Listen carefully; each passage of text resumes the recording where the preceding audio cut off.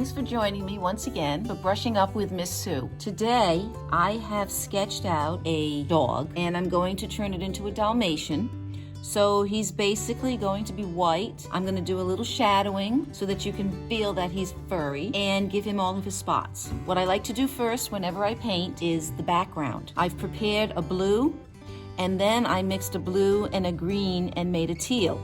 And what I like to do is go right up to my pencil line, wiggle my brush around, and I end up with different hues of this teal, okay? Sometimes I get a little bit of clean water, push it around, but I'm staying right up against the pencil line of this handsome dog so that his background, what I do is with the background is it keeps the shape, and I'm just gonna come right up to my pencil line, wiggle that brush around, throw in some blue, and give him a real nice background.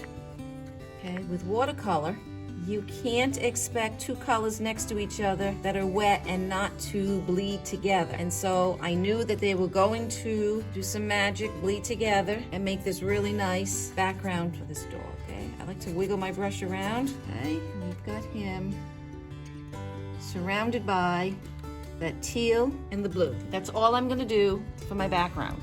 Now what I plan on doing next is taking a smaller brush, and I've prepared a gray, and that's going to highlight some shadowed areas and just help him to look furry as well as three-dimensional. And when I paint, I always wiggle my brush, help it to have a more natural look. And what I'm doing is hitting most of the pencil lines that I drew on him. He's actually churning his body a little, so he's got some motion there. I'm not touching any teal or blue that I already put down, because what would happen, the gray would travel down into the teal and blue, and then the teal and the blue would also travel up into my dog.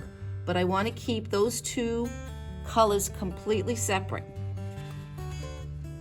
Okay, so with clean water helps me to spread that color around. I'm going to do his whole nostril, this light gray first. Later I'm going to put some black, and what will happen is it will give it the two-tone to make it look more natural and not just a flat black. We want to have this guy really look three-dimensional, even though he's on two-dimensional paper. Okay, I'm gonna give his ears a few wrinkles, or I should say creases. See the creases I've developed there? And when I do his spots, it'll help to keep those creases there as well.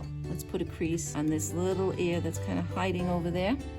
Okay, I think he's looking pretty good so far. Okay, all right. The next thing we're gonna do, I'm gonna work on his eyes, okay? When doing anything living, you want to always leave a little white where the eye is to make it look alert, to make the person or animal look alive. So, can you see in the on the eyeball there, I did not totally paint it.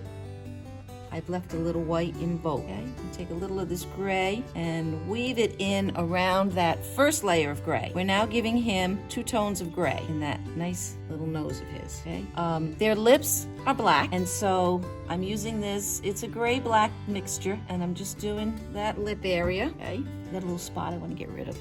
There we go. Okay, I might even use a little of this to separate the head from the ear, okay? The ear is on top of his skull or his head, so I want the darker to be the underpart, which is the head and not the ear. And you see what I just did there? Okay, a little darker, okay? And I want to do the same thing on this other ear, which we only see a very small part of it. But again, the ear is above the head. So I am putting the darker on the head, and then I'm going to wiggle some clean water and just soften and let it bleed to the first gray that I put there. Makes a nice gradual change. Can you see that? I also want to put some of this color under here, okay? So under his head is definitely going to be some shadowing, and that little clean water helps you to spread it so that it becomes the first gray that I put there, okay?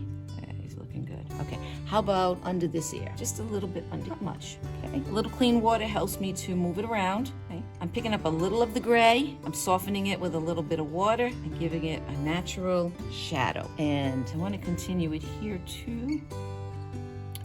You'll find that when you do things, you're gonna decide what you feel is the darker part and the lighter part, okay? So I want you to go with your gut feeling. If you feel that there's a little line here and you want to make it shadowed, go for it. No right or wrong. It's what you see. It's your interpretation. Okay, so we're going to go back to the eye. That was a very soft, my first gray. The very soft gray is in his eye.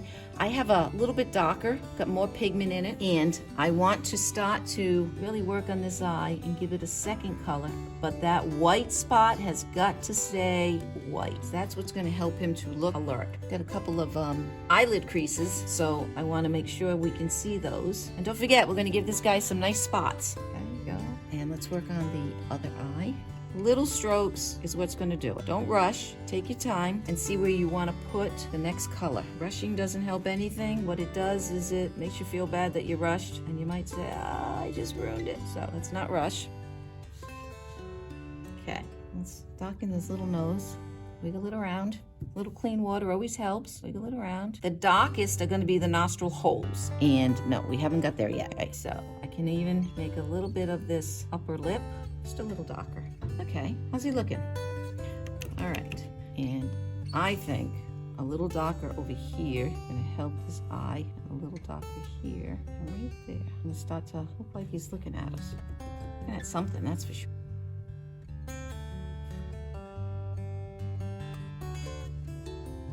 Okay, all right, we're gonna work on those little nostrils. I'm gonna go slow, because I did just wet it, so I don't want too much to bleed. Okay,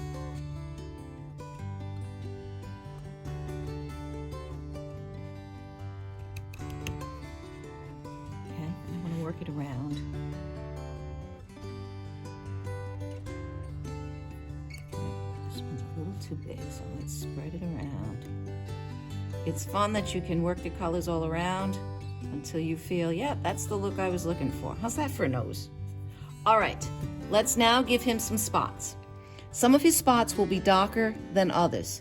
So this gray that I've prepared is going to be the first layer of spots. You can put them anywhere you want. Dalmatians are spotted, yes. No two Dalmatians are alike, and the spots are all over the place. Okay. They tend to have smaller ones on their face and more so bigger ones on their body.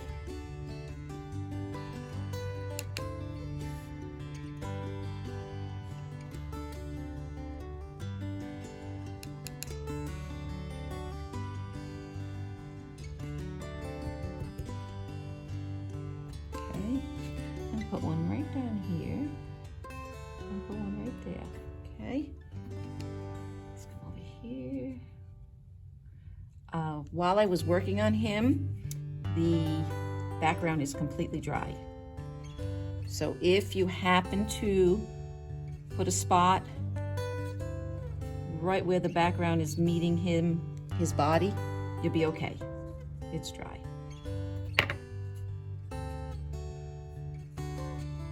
Okay, those are the lighter spots.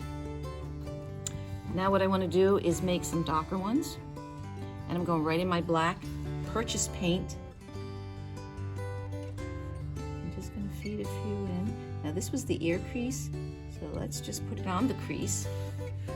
And let's give him a few darker ones on his face.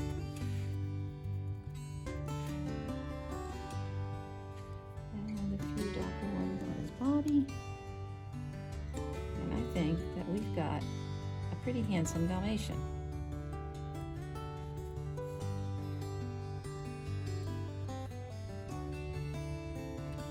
Okay, you'll notice all my spots, none of them are square, rectangular, circle, they're all different shapes.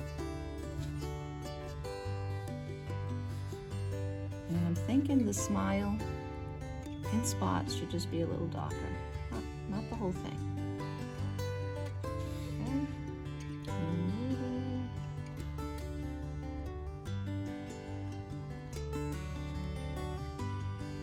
And there he is. So, why don't you try and make your own Dalmatian? You can send it to the Bubbler.